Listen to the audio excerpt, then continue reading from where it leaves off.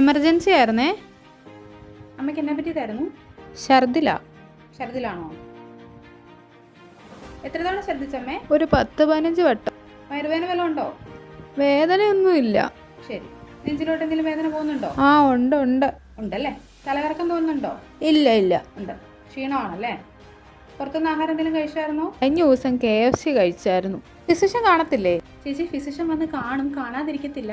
ഇപ്പം അവിടെ OPD നടക്കുകയല്ലേ, sir എന്തായാലും വന്ന് കാണും. എമർജൻസി ആയിട്ട് വന്ന് കാണത്തില്ലേ? അങ്ങനെയല്ല, സാർ കാണും. പക്ഷെ ഇവിടെ എന്തെങ്കിലും എമർജൻസി വന്നു കഴിഞ്ഞ് കഴിഞ്ഞാൽ ഞങ്ങളായിരിക്കും മാനേജ് ചെയ്യുന്നത്. ഛർദിക്ക് അരികൾ ഇഞ്ചക്ഷൻ കൊടുക്കട്ടെ? ഒരു ECG എടുക്കണം. വേണ്ട, സാറ് വന്ന് കണ്ടിട്ട് മതി. വേണ്ടേ? ഷാജി ഏട്ടാ,